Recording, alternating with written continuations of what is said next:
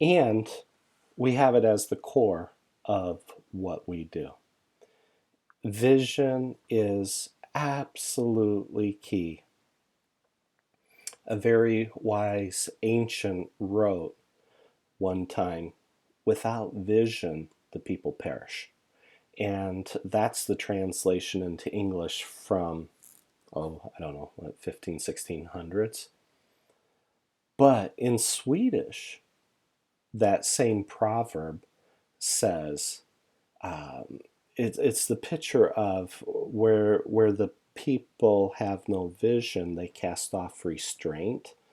But the way it's translated, it uses the metaphor or word picture of someone opening up the barn doors and letting the horses just go running out all over the place, all over the fields. Every horse is running every different which direction. And both of those pictures are true.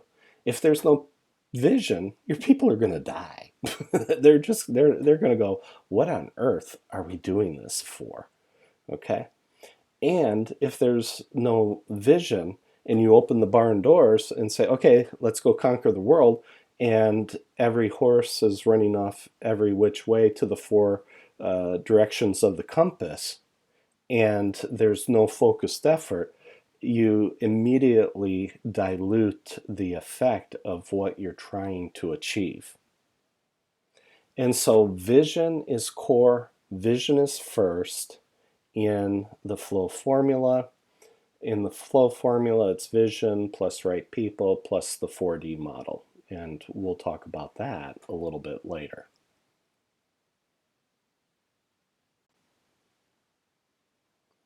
We've already gone through the 4D model quite a number of times. But as part of the training and part of the core, you need to be able to take and apply the 4D model to what you're doing every day. Same for the 4R model, same for any of the frameworks that we're using here. You should be able to start to live and breathe these models. So when you're working with the team and you're sensing that, it's we're trying to deliver, but I'm not sure that we've distilled an agreement on our definitions. Well, that would be an example of, you would get that feeling through your retrospectives. The team may come to it themselves, exactly like in the example that I shared earlier, where we did a workshop. We did the training for the Agile training for the team for 2 days, Wednesday, Thursday. Friday, we did a workshop and we built the backlog. And we also, part of that workshop, we also, on Thursday going into Friday, part of the workshop was building the vision for the team and linking it to the next level up, and building the mission for the team and linking it to the next level up. And then we started building the product backlog based on the team's understanding of what they thought should go into that backlog. And it was really interesting. So for the first couple of sprints, 2 of the teams where we did that pattern, where we did the 2 days training, we did the 1-day workshop to build the backlog and get the definitions in there. On the following Monday, we had the first sprint planning where we're distilling the agreement on which of those definitions are we going to deliver.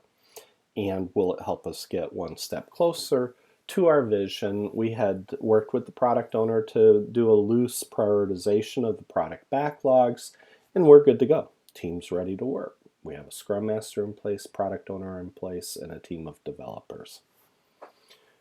And so we went ahead and we delivered that first sprint. And we did a retrospective, and that's part of driving and linking it back to the vision. And the team's like, well, that didn't really quite achieve the goals of what we were trying to achieve for the sprint, because one of the definitions that we did for each sprint was the goal for the sprint. And we distilled agreement among the team of, yes, these are the 3 or 4 goals and objectives that we're going to do for this sprint. After 2 sprints, as the team is saying that, we only moved maybe 70% of all of our product backlog items, the post-it notes. They only, maybe 70% made it into the done column. And as they were looking at that, and then as they started looking at what had been done versus the goals, we started measuring the goals. And we said, okay, how much of the goals, how much of each of these goals did we achieve? And we were barely achieving half of the goals. And they said, well, wait a second. By the third sprint, there's a type of distillation that took place where the team changed the focus from their original definitions to, for the next 2 weeks, here are our goals, the 3, 4, 5 things we want to achieve. What are the actual things we have to do in order to get that done, in order to achieve these goals? And so the team had this moment of, I would say, distillation, where true distillation began, where they really got it and they went, oh, if we're doing this as our goal and these are the product backlog items, these product backlog items better support us achieving that goal. And suddenly, everything came off the board, went into the product backlogs, and they started writing new product backlog items on the spot in a mini workshop. And all of a sudden, they started getting closer to clearing the board. They still didn't achieve clearing the board every sprint, but that was due to working in a matrix organization where people were not fully dedicated to the team, where they were basically being pulled 4 or 5 different directions by competing projects. But we had them for half a day, every day, 5 days a week, for the most part. Not everybody, but almost everybody. And so that allowed the team to create some traction and start to get things done. And by doing it that way, the team was able to apply the 4D model. And they did it intuitively. They had learned it in class, but they did it intuitively, so that by the third sprint, they were like going, oh, okay, we get this. We need to make sure what we're delivering and driving via the retrospectives and reviews, that it still matches up to the vision, and that those goals and objectives are getting us one step closer to the vision of creating product XYZ. Okay? Because this was both hardware, software, and extremely advanced software that was going into this with incredibly powerful algorithms. So basically, that was an example of the 4D model in real life, in action, being used by the team intuitively to help them get to the next level of performance and sustainable high performance. This slide I recently brought back out of retirement, and I've been using this slide for quite a while. This was from a Scrum Agile presentation, September 2007. So for the better part of 13 years, I've been using this slide to sort of demonstrate the importance of definitions and why those are so important. And this was from a study by Microsoft. You remember, people would click on help Microsoft improve the Office suite. And looking across all of the products, Word, Outlook, Excel, PowerPoint, all the different Office products that they had in the suite, they tracked what people were actually using. And they found out that 7% of the features were used all the time. 13% were used often. 16% some of the time. And here's where it gets really interesting. 19% were rarely used. 45% were never used, almost half. But 64%, almost 2/3, were rarely or never used. And if you add in the sum of the times in there, it becomes an 80% to 20% and 80-20 Pareto, which I find that very interesting. Pareto was the Italian economist that came up with the 80-20 usage. And this seems to have held true. And so I guess my point in this would be, if people are never going to use them or rarely ever going to use those features, why are they in the backlog? Why are they in your work breakdown structure for the project that you're trying to do? If people aren't going to use them, why are you spending a single penny on developing that feature? It's a waste. You could argue, oh, well, we use it for marketing purposes. Oh, okay.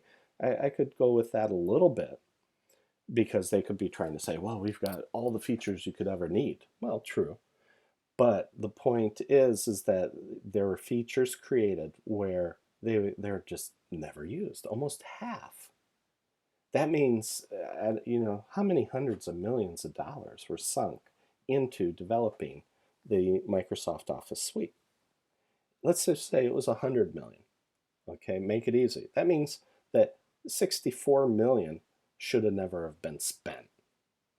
Okay, they could have taken that and invested it in other products, other projects, other programs, other portfolios, and probably have gotten a much better return on their investment. And what's interesting about this is that this also sort of mirrors the success slides that I included up in the brutal facts section of this video, where you know, traditional succeeded like what, anywhere from 14 to 16% of the time.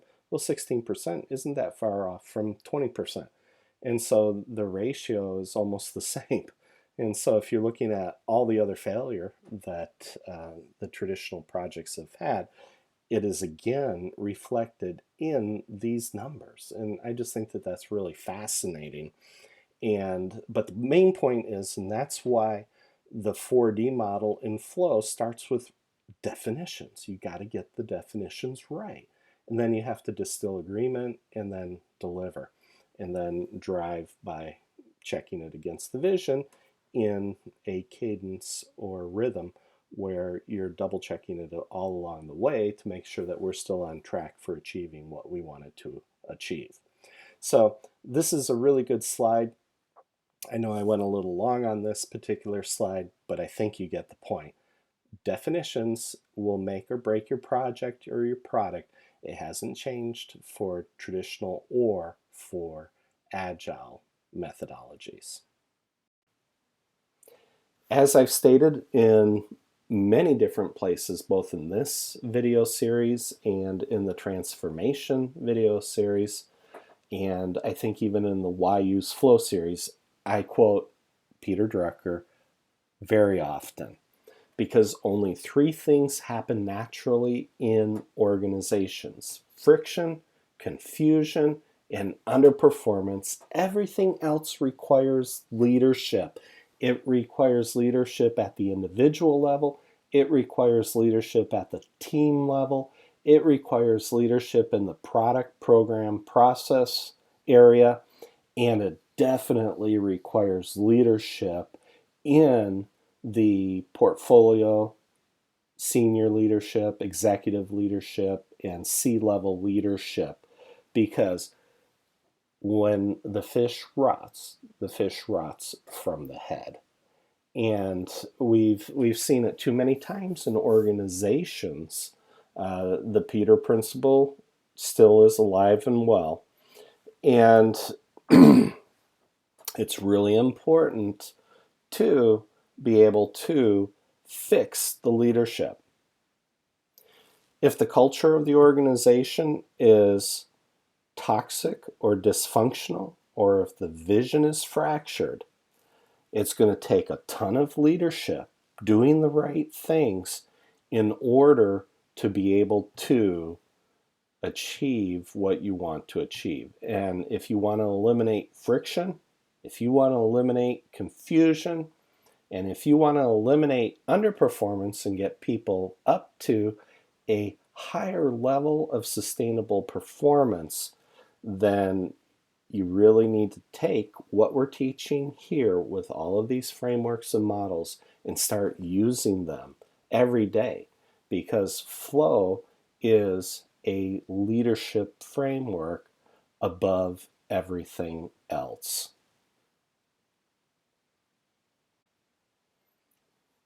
This is how. This is how you get it done. It starts with vision. Just like Simon Sinek said, vision first. Okay, great. Let's put vision first. Then, but the vision is still coming from a person. But if you're the person with the vision, you still need the right people at the right levels, in the right places to be able to tactically deliver your strategies that are going to help you achieve your vision. And as I mentioned earlier, when you see right people, think for our model. So, do they have the right truth? Do they have the right values and attitudes? Are they going to do the right things so that we get the right results? Okay. So think right people and think for our model together with that, and you'll be doing really well. This also includes the 4D model. And the 4D model being a mirror image of the 4R model. It's almost a little redundant, but not really. And you'll see that why that is when we get into the flow friction analysis. When you get these three things right, you've got a chance of actually achieving flow and thereby, by extension, hopefully being successful. So this is the formula. It's simple, it's straightforward, and people will look at that and they'll go, well, that's intuitively obvious. Well, yeah, and we've spent 25 years distilling and honing and boiling this down to the simple. This is best practice. This is our management consulting hat that we have on at the moment, okay? So the flow friction analysis is simply vision plus right people plus the 4D model equals flow. So we're going to expand this out for you. And if everything's working, the formula is pretty straightforward. If the vision is somehow either missing or fractured, you're going to get anarchy. If you have the wrong people on the team, you're going to see the team manifesting anxiety.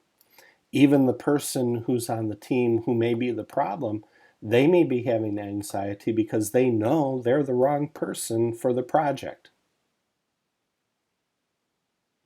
If you haven't nailed the definitions, you will get confusion. If you do not have distilled agreement, you will get politics. That's absolutely guaranteed. And you'll also end up with division. If you're not able to deliver, you're going to get chaos. I think I already shared, if not in this series, one of the other series about a company I worked with. Their way of delivery was to lock, I don't remember if it was 40 or 80 or 100 programmers in the room, and then scream at each other for 3-4 days in a locked room, trying to get everything done and written, and to get the release out the door. Utter chaos. And then in the end, once they had released it, they spent the next 3 months fixing all the bugs for everything that they just delivered during the chaos. And if you're not able to drive, you're probably going to be experiencing division because you're going to have multiple visions, and that brings us all the way back to vision, because division literally means two visions.